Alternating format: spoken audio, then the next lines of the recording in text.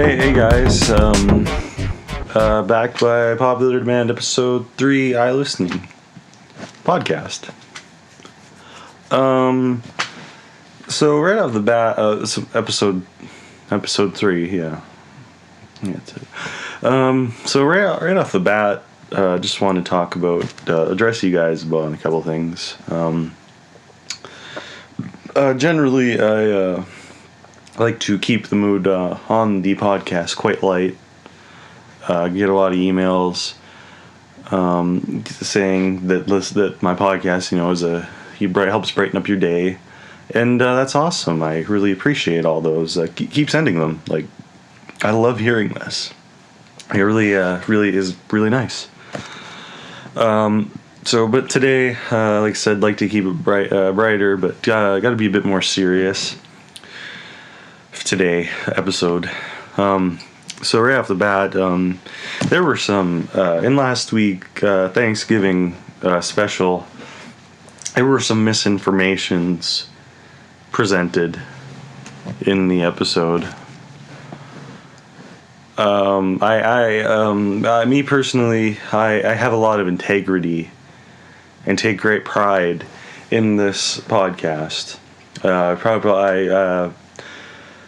I respect you guys more than the big reviewers. I mean, I read all your guys' emails. I like talking to you. I reply to them as often as I can. So I respect you guys quite a bit. So I just wanted to apologize to each and every one of you personally about a couple things happened on last week's episode. Guys, I was intentionally misguided. I was fouled. The episode was tampered with. I'm just astounded, to be honest. So I'd like to apologize to you for all these things. As it turns out, before Thanksgiving episode, I was talking to the aforementioned neighbor Paul, whom I discussed in the thankfulness segment of the thanks episode. And he was like, "Hey, Reuben, I think you're doing good with the podcast." And I was like, "Well, thank you. It was nice hearing words like that." And he's like, "Hey, I got this album you should review. So this is Enya 60." I'm like, "Okay." So I thought that was great. He gave me a CDR copy of Marijuana 60, and I was like, okay, I'll review it. Here's where the problems start, is that the album I ended up reviewing was I've written down here, one sec. So the album I actually was talking about was Moonshaped, a moon-shaped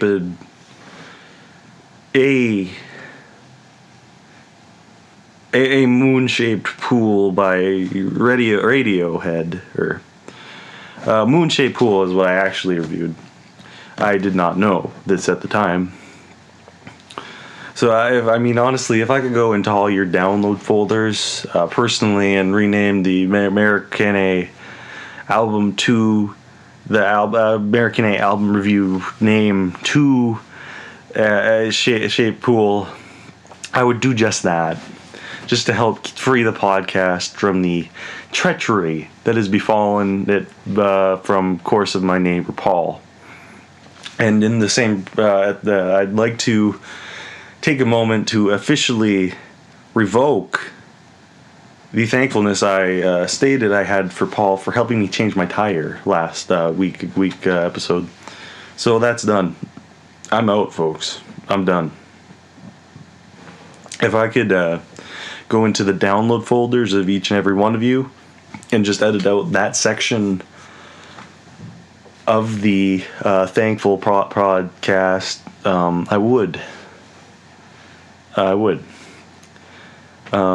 Anyways, so let's get into today's review.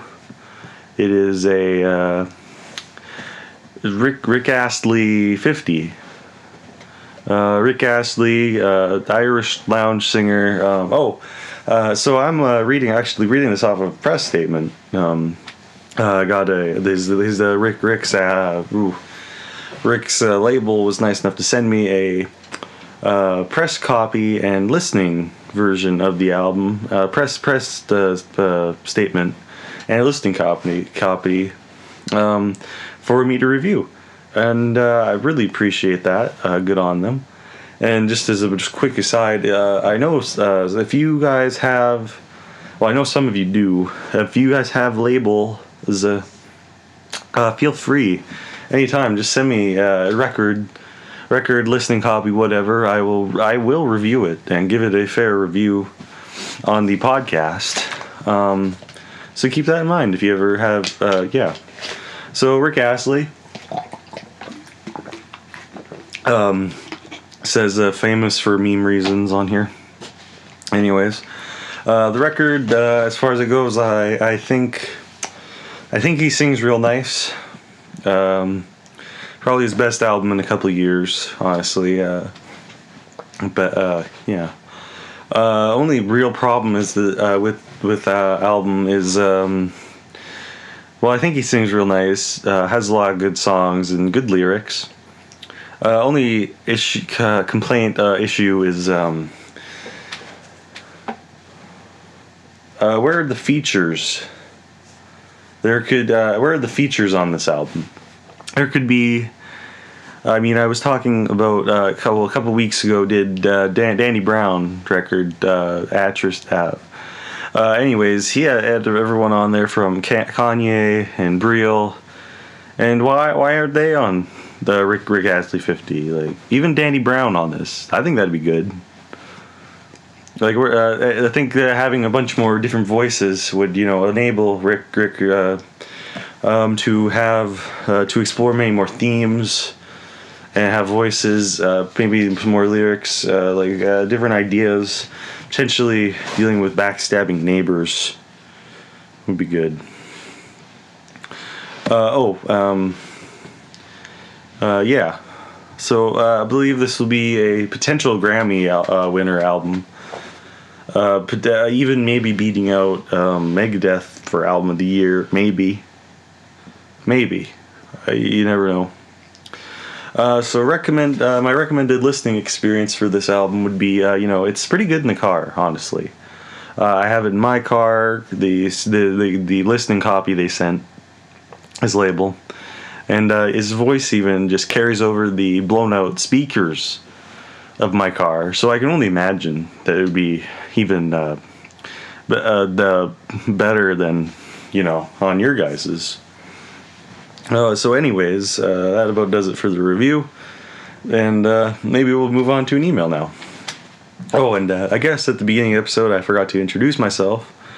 reubenorart, friends call me, the same old email as ever, reubenorart@gmail.com. Always feel free to email me, we'll chat about records or whatever. If you need advice, sex life advice, just give me an email. I'll set the time aside. So let's check out an email here. Go to one I haven't read yet. There we go. This one is from Nicole Holland. Or maybe that's where she's from. Okay, well, Nicole Howland, I don't know where she's from. Okay, so Nicole says, King. Oh, okay. It's fucking, but with an @ sign instead of you. So fucking neighbor is risky, but so cool. I always wanted you to oil my body. She doesn't appreciate you. Here is my address. Hope you won't miss given chance.